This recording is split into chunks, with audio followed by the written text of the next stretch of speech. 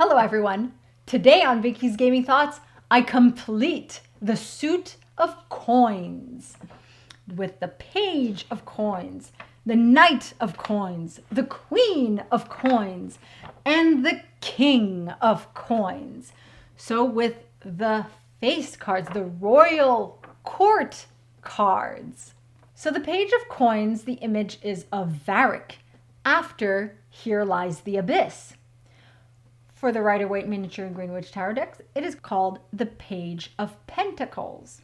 In terms of significance, Varric is part of the Merchants Guild and brings in a lot of coin. I think here he represents the negative aspects of the coin suit and how one could come to ruin. The card itself represents women aged 36 and under, being different, self-reliant, generous, simple, loyal, having practical studies, studiousness, personal identity, diligence, business deals, practical skills, honesty, outwitting rivals, etc. Well, Varric is certainly loyal and knows how to outwit rivals. And Cassandra. When reversed, the card represents excessive vanity, unrealistic goals, blockages, stupidity, lack of skills, dissatisfaction with work or career, an unwillingness to work towards one's goals, allies who steal ideas, impulsive false start, lack of recognition, etc. Let's have a look at the symbolism of the card itself. He falls onto his knees in desperation, vying to quiet the voices of fear and agony that torment his restless mind. Amid smoke and ash, in a somber forest, ghostly figures in a deathly red claw at him from afar, claw at themselves, and claw ever upwards, trying to escape their conflicting torments as well, towards a lightless sky. Sand splashes on his face as he hides it, leaning on his crossbow, his only source of comfort. What do I think this means for the future of Varric? He had fears, scary thoughts. His ordeal with the fear demon left him troubled and shaken. Yet he's the type to bounce back. I think those fears may surface again. We may yet discover some more serious sides to Varric in future games. And Bianca. And I think Bianca is actually who can truly comfort him. The real Bianca. Not that the crossbow isn't real, but like the sentient being dwarf Bianca. What do I think this means for the future of Dragon Age? The events of that mission, Here Lies the Abyss, had a great impact on all of Thedas.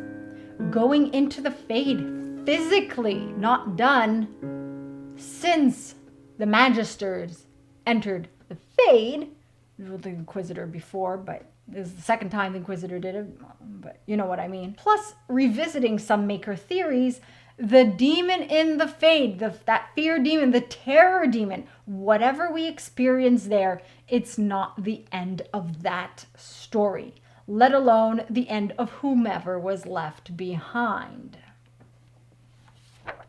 The Knight of Coins. The image is of the champion of Kirkwall, Hawke. For all the other decks, it is called the Knight of Pentacles.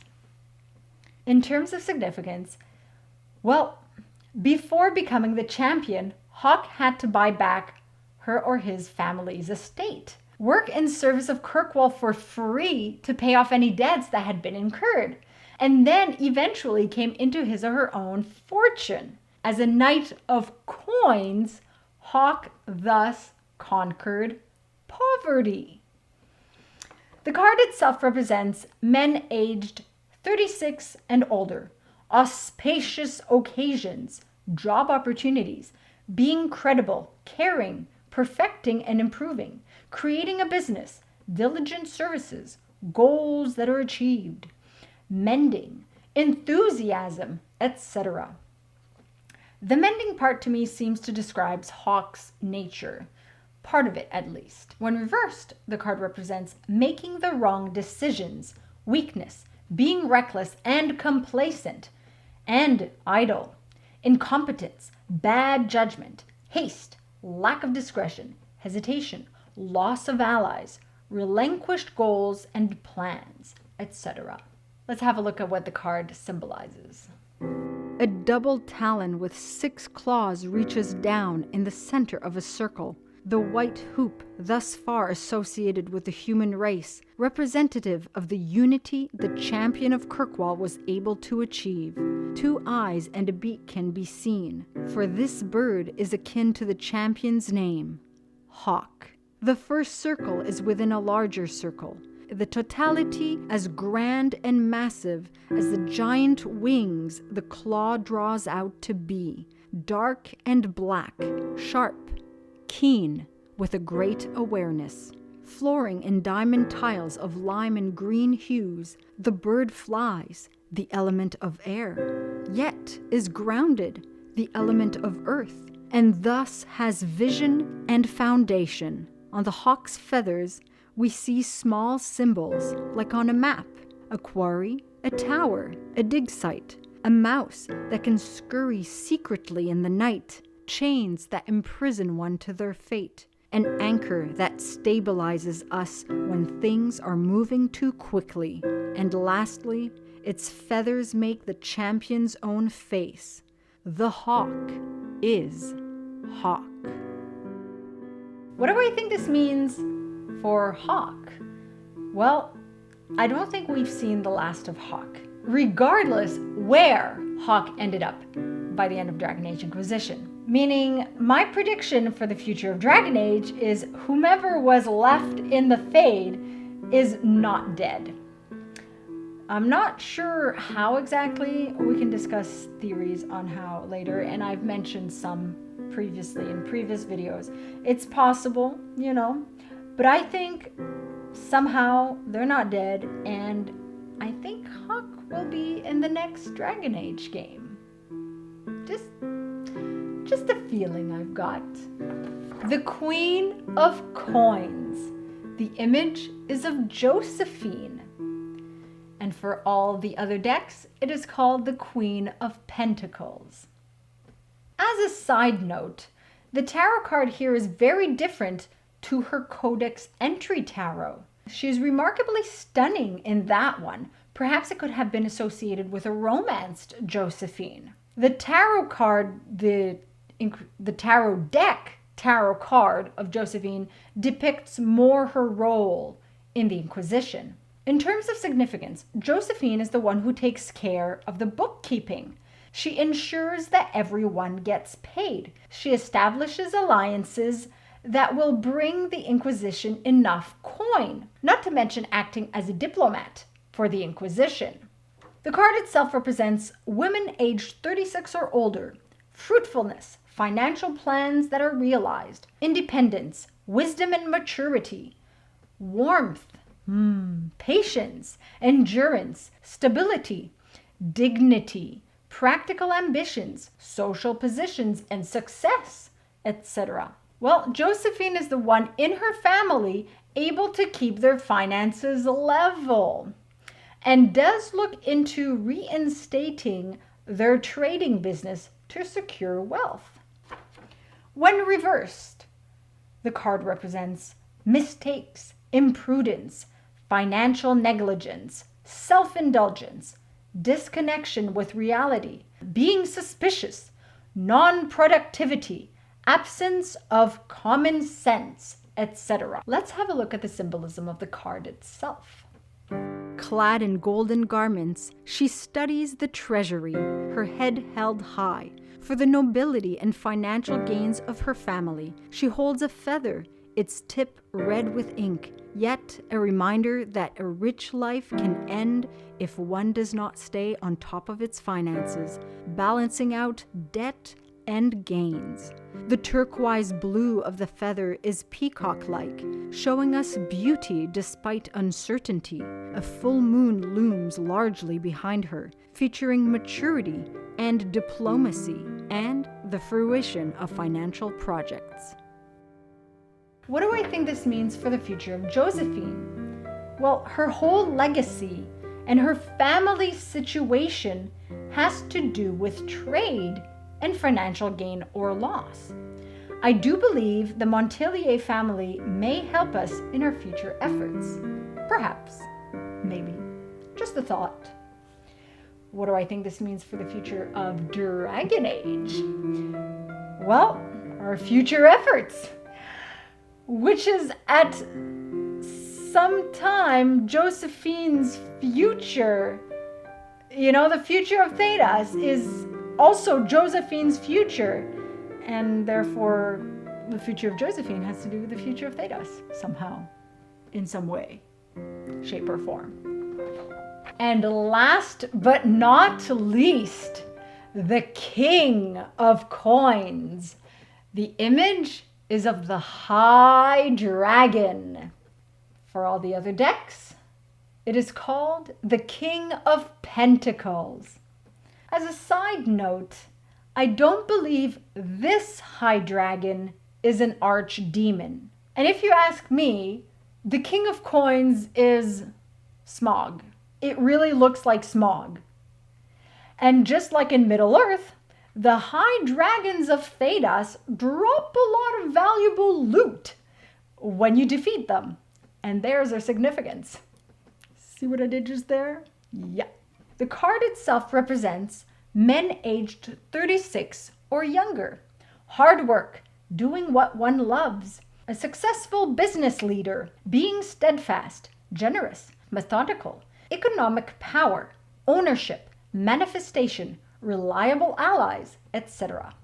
The High Dragon actually represents the reversed aspects of this card. So let's have a look at that, which are greed, warning, materialism, poor investments, being tyrannical, a vicious old man. Okay. Corypheus? Rigid attitudes, vanity, failure, waste, illness, breakdown, laziness, the easy way out, being unable to bring ideas to reality, etc. Let's have a look at the symbolism of the card itself. A red reptilian eye stares out at us, the all-seeing eyes of our losses, our weaknesses, and yet our strengths and fortunes. Its teeth gnawing at and its jaw swallowing part of the heap of the gold it sits on. The High Dragon's scales, as it sits in a dank cave, are mixed with the pile of gold. We cannot tell where gold ends and scales begin, or if the dragon's scales are made of the very gold it guards. Gold is malleable. Fortunes may be shaped to suit one's needs. Gold as a metal is symbolic to the sun, representing perfection and great knowledge. As a color, it is symbolic to wealth and prosperity, grandeur and wisdom, illumination and magic. The dragon represents great power, fortitude, courage, and strength. The High Dragon gives us a warning, yet teaches us a lesson, the meaning of which can only be found within. What do I think this means for the future of the High Dragons? More. There will be more, I say. There will be High Dragons. We are, after all, in the Dragon Age, so duh. What do I think this means for the future of Dragon Age?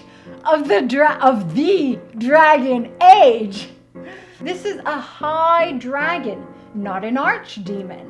Perhaps can we tame a dragon to fight with us in the coming blights? Because I'm pretty sure there are blights to come. There are 2 more archdemons to be awoken.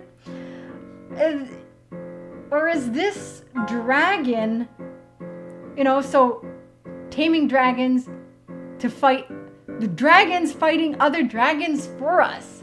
Kind of like, with Morrigan.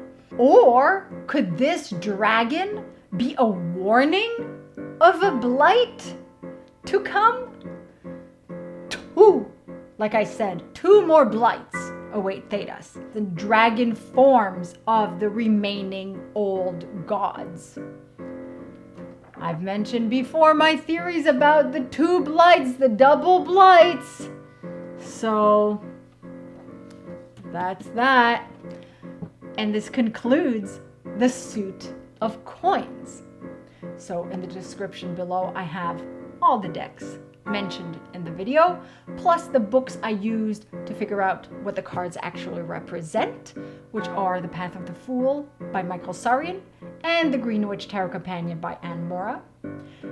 Throughout the week, I will be putting out the music from this video. And like this video if you like it. Subscribe if you're not already a subscriber. Hit the bell icon for notifications. Follow me on Binky Prod, all that stuff, all the usual.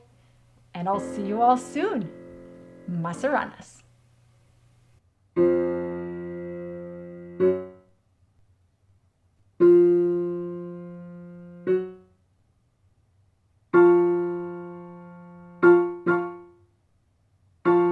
Be sure to check out some of my other stuff, and remember to buy video games at a discounted price and support me at no additional cost to you. Just follow my G2A affiliate link. You can also join in on the fun on Patreon for some exclusive content. Thanks for tuning in.